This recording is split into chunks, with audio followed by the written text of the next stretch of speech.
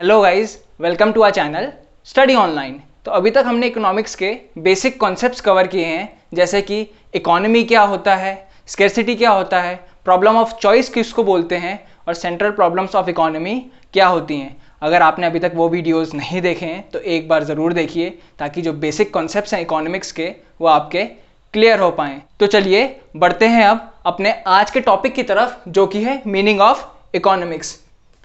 Economics is a social science. Economics क्या है? एक सोशल साइंस है which studies how a society, जो कि स्टडी करती है कि कैसे एक society chooses to use its limited resources, choose करती है यूज करना अपने लिमिटेड रिसोर्सेज का, विच हैव ऑल्टरनेटिव यूजेस, जिसके क्या हैं बहुत सारे ऑल्टरनेटिव यूजेस हैं, to produce goods and services, किसके लिए? प्रोडक्शन करने के लिए गुड्स एंड सर्विसेज का।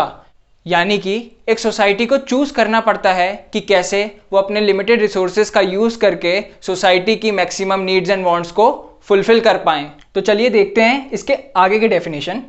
And to distribute them among different groups of people, यानी कि गुड्स एंड सर्विसेज प्रोड्यूस करने के बाद एक सोसाइटी को ये भी डिसाइड करना पड़ता है कि कैसे वो गुड्स एंड सर्विसेज का डिस्ट्रीब्यूशन करें। अब इस डेफिनेशन में ये लिखा है कि economics is a social science. अब ये देखते हैं कि इकोनॉमिक्स एक सोशल साइंस क्यों है। तो देखो, कोई भी सब्जेक्ट जो कि डील करेगा ह्यूमन बिहेवियर से, उसको हम क्या कहेंगे? Social science. वैसे ही इकोनॉमिक्स क्या करता है? ह्यूमन बिहेवियर के इकोनॉमिक एस्पेक्ट से डील करता है, इसीलिए हम इसको क्या कहते हैं? सोशल साइंस कहते हैं। पॉल ए सैमुअल्सन ने इकोनॉमिक्स को क्वीन ऑफ सोशल साइंस भी कहा है। ये हो गई हमारी पहली बात कि इकोनॉमिक्स सोशल साइंस क्यों है। अब इसके आगे डेफिनेशन में लिखा था कि how a society chooses to use its limited resources which has alternative uses.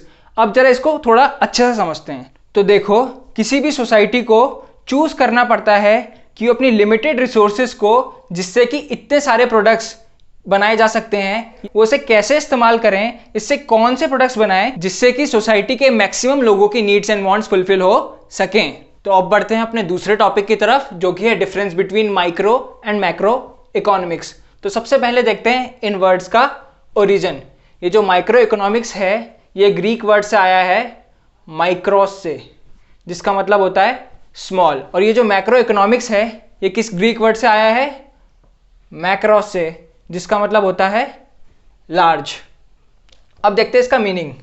It studies the behaviour of individual units of an economy. ये क्या करता है? ये जो इंडिविजुअल यूनिट्स होती हैं इकोनॉमी की, उसको स्टडी करता है। अब आप इसको ऐसे भी याद रख सकते हैं, ये जो माइक्रो का आई होता है, दिस स्टैंड्स फॉर इंडिविजुअल। अब देखते हैं मैक्रो इकोनॉमिक्स का मतलब। It studies the behaviour of aggregate of economy as a whole, यानी कि ये क्या करता है? पूरी की पूरी इकोनॉमी का बिहेवियर स्टडी करता है। अब आप इसको ऐसे भी याद रख सकते हो, ये जो मैक्रो का ए है, दिस स्टैंड्स फॉर एग्रीगेट। अब देखते हैं इसका बेसिक अजम्पशन क्या है। It assumes that all the macro variables to be constant. इसमें क्या होता है? जितने भी मैक्रो वेरिएबल्स होंगे वो सारे के सारे कांस्टेंट होंगे, जैसे कि आपका नेशनल इनकम हो गया, कंजम्पशन हो गया, सेविंग्स हो गई। It assumes all the micro variables to be constant. अब मैक्रो इकोनॉमिक्स में क्या होता है कि जितने भी माइक्रो वेरिएबल्स होंगे वो सारे के सारे कांस्टेंट रहेंगे, जैसे कि हाउस होल्ड और फर्म्स के decisions, price of individual products. अब देखते हैं इसके ऑब्जेक्टिव्स क्या होते हैं। देखो, जो माइक्रो इकोनॉमिक्स है उसका बेसिक ऑब्जेक्टिव है डिटरमाइन करना प्राइस किसी भी कमोडिटी की, और जो मैक्रो इकोनॉमिक्स है उसका बेसिक ऑब्जेक्टिव है डिटरमाइन करना इनकम और एम्प्लॉयमेंट लेवल इकोनॉमी में। अब देखते हैं कि माइक्रो इकोनॉमिक्स और मैक्रो इकोनॉमिक्स को और किस किस नाम से जाना जाता है। तो ये जो माइक्रो इकोनॉमिक्स है, इसको हम प्राइस थ्योरी भी बोलते हैं, और ये जो मैक्रो इकोनॉमिक्स है, इसको हम theory of income and employment भी बोलते हैं। अब देखते हैं इनके टूल्स ऑफ एनालिसिस। ये जो माइक्रो इकोनॉमिक्स है, इसके टूल्स ऑफ एनालिसिस होते हैं डिमांड एंड सप्लाई, और ये जो मैक्रो इकोनॉमिक्स है, इसके टूल्स ऑफ एनालिसिस होते हैं एग्रीगेट डिमांड और एग्रीगेट सप्लाई। अब देखते हैं इसके कुछ एग्जांपल्स। ये जो माइक्रो इकोनॉमिक्स होता है, इसके एग्जांपल हो जाएंगे आपके इंडिविजुअल डिमांड, यानी कि एक इंडिविजुअल की कितनी डिमांड है और एक फर्म का या एक प्रोड्यूसर का कितना आउटपुट है। और मैक्रो इकोनॉमिक्स के आपके एग्जाम्पल हो जाएंगे नेशनल इनकम यानी कि एक नेशन की कितनी इनकम है, और नेशनल आउटपुट यानी कि एक नेशन का कितना आउटपुट है।